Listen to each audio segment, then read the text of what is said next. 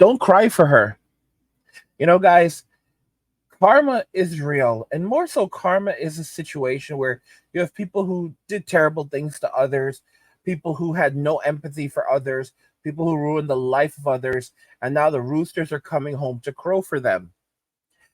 I'm talking about Olivia Munn. So many of you guys know who Olivia Munn. She is the girl from G4, or what was G4.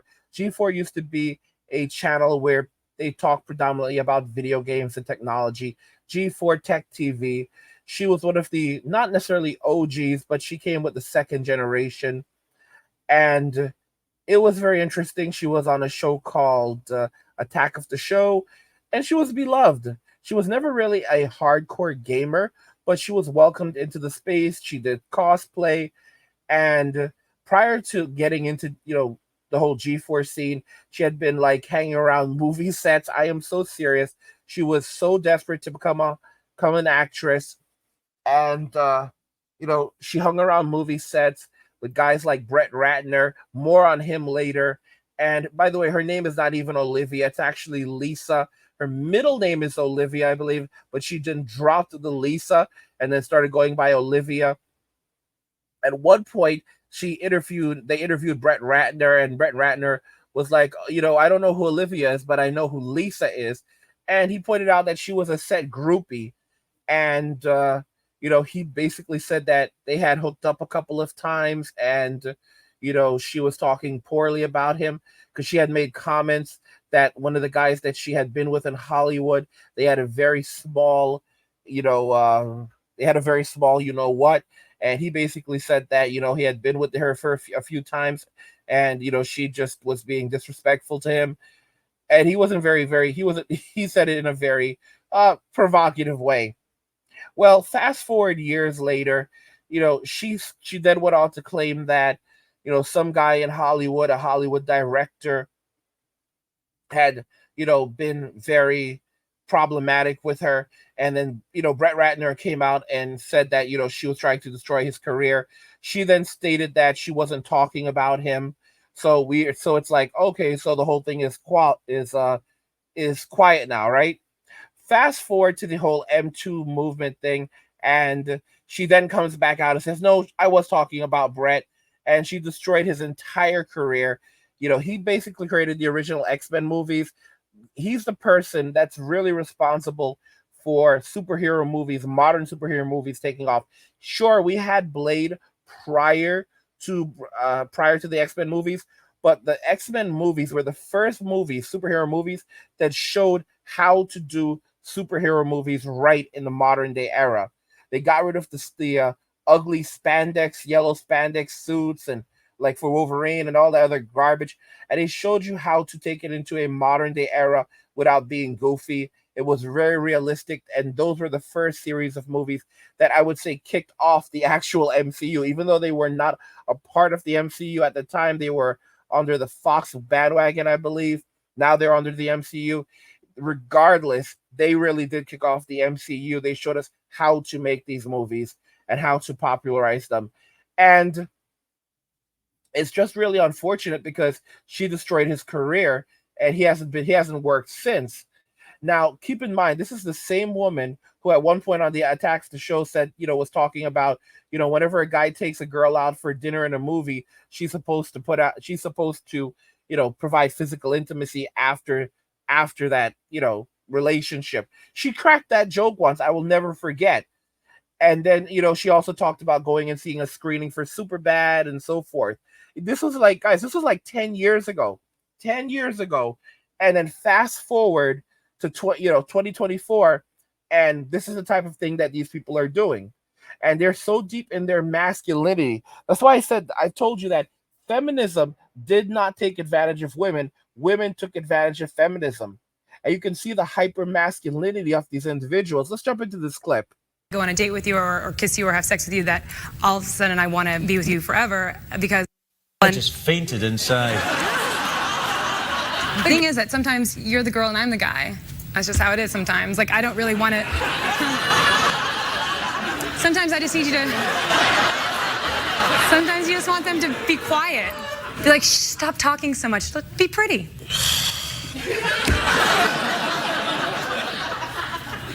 I love you. Sometimes you're the girl and I'm the guy. Guys, what does that look like to you? That's masculine energy, all right? That's her in her masculine. Now, fast forward to 2024, right? And things are very, very different for Lisa because Lisa's health has taken a turn. And, I'll show you the article. Olivia Munn, Lisa, among women, saying that Brett Ratner, is not the nicest of people. And she's quoted by saying, "It feels as if I keep going up against the same person who was problematic in school, who just won't stop." Munn says of interacting with the Hollywood director. And then it says, okay, update Brett. This article was actually published November 1st, 2017. Update: Brett Ratner is stepping away from all Warner Brothers activities after Munn and 6 other ladies have said that he was he was problematic. Keep in mind, these were groupies. And fast forward to 2024, this was 7 years ago. He hasn't gone to jail. He has not been convicted of anything. Nothing has happened, but his career was destroyed.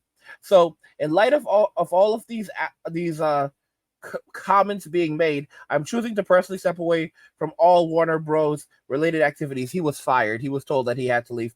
Ratner said in an official statement, "I don't want to have any possible negative impact to the studio until these personal issues are resolved." Munn recalled how in 2004, when she was still an aspiring actress in Hollywood, she was visiting the set. I told you she was a groupie of Ratner's After the Sunset when she was asked to deliver a meal to the director's trailer. According to Munn, she was assured he would not be there. It was much to her surprise then that Ratner was not only in his trailer, but was also sans pants and eating a shrimp cocktail. He walked out with his belly sticking out, no pants, shrimp cocktail in hand, and he was furiously enjoying himself in some ways. One said, and before I literally could even get out and leave, he basically went jackpot. Munn said she was shocked and recalled letting out a startled scream before leaving. When she recounted the experience to the man who had asked her to deliver the food, his reaction was less than reassuring. Brett said that they actually hooked up, and she actually did an interview with Brett when she started working at Attack of the Show 7 years later. Guys, do you see how that works out? What an absolute joker.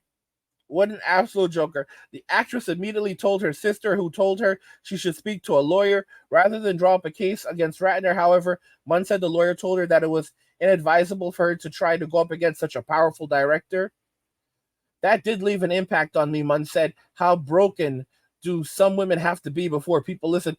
Guys, Munn would go on to recount the incident in her 2010 book, Suck It Up, Wonder Woman, The Misadventures of a Hollywood Geek. Though she opted to leave out many names and details, Ratner voluntarily claimed the shrimp and the shrimp story was about him on an appearance on Attack of the Show, a TV program Munn previously co-hosted. This is the truth, he said. When asked whether he was the unnamed director, he said, "I used to date Olivia Munn. I will be honest with everybody here. When she was Lisa, that was the problem. She wasn't Asian back then. We were together a few times. We were physical, intimate a few times, but I forgot her." Now, fast forward to 2024. Guess what? She is struggling with cancer. She has breast cancer, and she had to have both of them removed. She had to have implants. Then she also had to have a hysterectomy. So she had her uterus removed, among other things. Her uterus, her ovaries. And she's been suffering. ABC News exclusive, Michael. We know that you sat down with Olivia Munn. Yeah, I sat down with Olivia. It's her first on-camera interview since revealing her most recent surgeries and her breast cancer battle. We discussed everything from treatment to fertility to her hopes for the future. And she wants to share her story to help others. You never know what's going on in someone's life. You know, that privately people are battling things that you'd never know. Actress Olivia Munn opening up about the private health battle she's been fighting after an unexpected breast cancer diagnosis last year. Clear mammogram, clear ultrasound, genetic testing. I have zero chance of having any cancer genetically. Then my doctor said, there is this lifetime risk assessment test, and I took it for you, and you're at 37.3%, which puts me into the high risk. And she said, I want you to go get an MRI. And that's when they said, well, we found something. And when you heard the word cancer, what went through your mind? I mean, honestly, I just thought of my baby.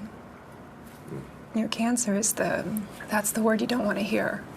There's a lot of other things that you feel like you can beat, but you know, cancer takes down a lot of people, and I just thought about my baby. Last April, Munn was diagnosed with stage 1 of the aggressive luminal B breast cancer in both breasts. And what did they explain to you about your prognosis? They said that if I was extremely aggressive, that I could fight this and win, but at the same time, once they started finding all of these little spots in my breast, like, oh, there's another tumor, there was such an urgency to it because we had to get in and make some really big decisions. Munn getting a double mastectomy just 30 days after receiving the diagnosis. In March, the 43-year-old decided to open up about her experience on social media. Do it for him, do it for your baby. Including this raw moment right before she went into surgery. I'm ready. How did you know you were ready? I didn't. I just had to say it. You know, sometimes you just say it and hope that your body will go with it. Why did you want to document this journey that you're on right now? Well, because if I didn't make it, I wanted my son, when he got older, to know that I fought to be here, that I tried my best. You'll make me cry.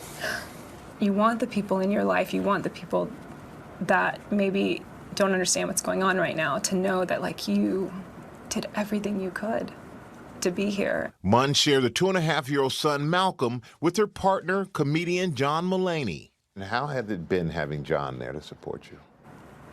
I mean, he's honestly just the best human being. He comes to everything in life with so much compassion and understanding. But the one problem is that he makes me laugh so much that I'm like, there's times I'm like, you have to leave the room. Well, like, this is insane. When you're with the funny man, I mean, he's a funny guy. I know. And I just say, leave the room. You have to leave. And I was just, you're going to make me angry now because I'm going to, you know, literally pop a stitch. It's going to hurt.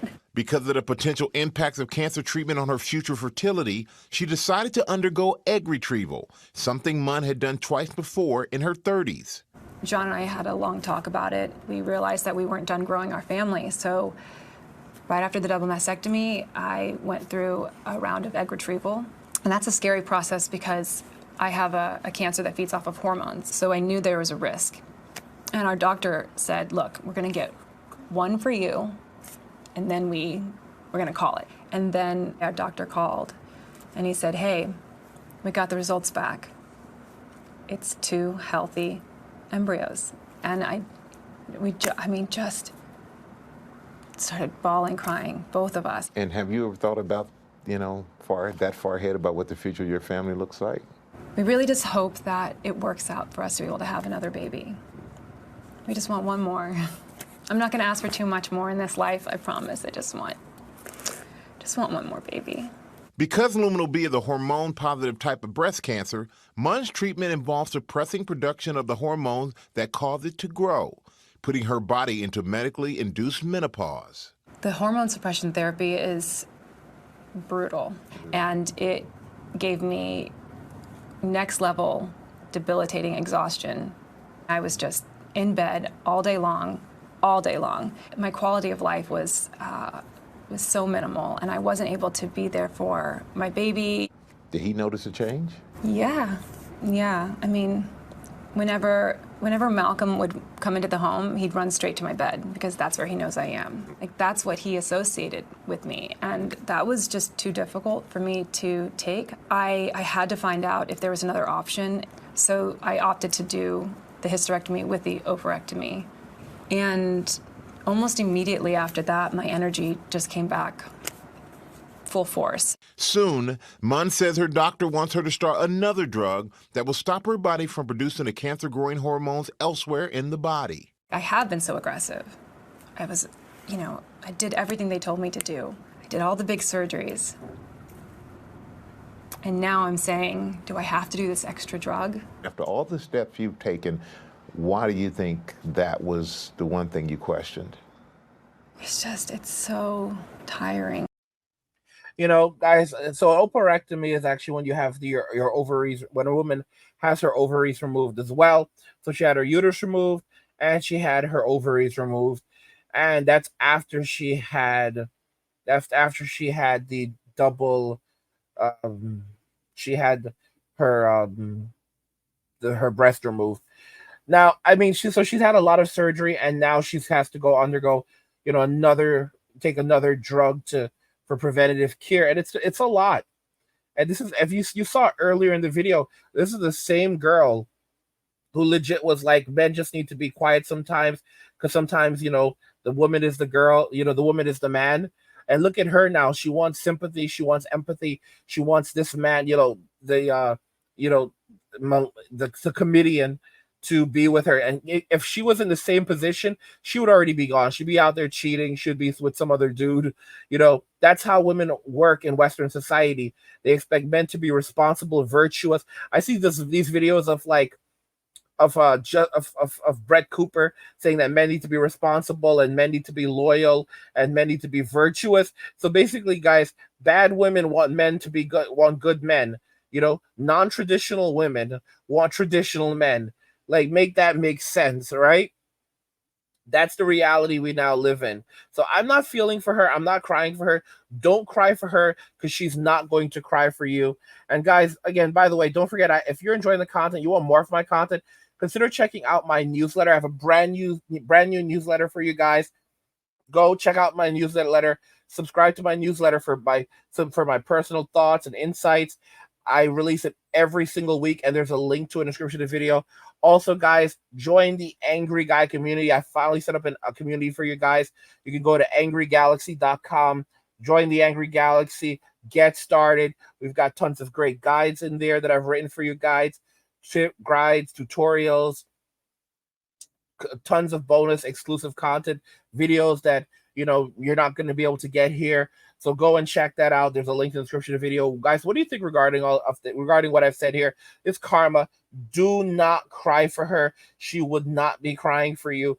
This is how women really operate. They're in their masculine, and then something goes wrong. And I said this before, guys. A lot of these women, they thought that things would last forever. They thought they would be able to continue doing these things forever. They never took into consideration that at some point in their lives, health concerns do happen. Their parents will pass away, and they're going to need someone to take care of them. And most men, good men, are now walking away from Western society, relationships in Western society. Even a lot of men going overseas are not even getting into relationships. They're just fleeing the country so they can find their peace. And I've heard stories from dudes who left the country with $5,000 20 years ago, and now they have property all over the world. They've opened multiple businesses in other countries. They are absolutely thriving. From the Philippines to Japan to Romania, a man will always have to find a way to survive because he is a man. Women are born with perceived worth, while men have to create their value. But the thing is, that's why they say women are born rich but leave the world poor, but men are born poor but leave the world rich, because we have to create our value, and women just have a perceived sense of value. But the reality is that they only have a very short window to secure a relationship with a guy that is going to provide for them and build a family with them over the course of their life, or else they lose that opportunity. But many of them don't know that, because they're so deep in their masculine, and then they get into their 30s and 40s and they want to enter their soft guy era, where they go and find the millionaire who's going to give them a life of luxury and comfort. And it's a bit of delusional thinking at this point. What do you guys think regarding this? Let me know your thoughts. We'll talk about it in the comments. Let me know if you agree. Don't cry for her. She would not cry for you. Let me know your thoughts, and we'll talk about it in the comments. Like the video if you like it. Don't forget to subscribe. And if you like the video, share the video. And just remember that all roads lead to MWM and walking away. And cheers.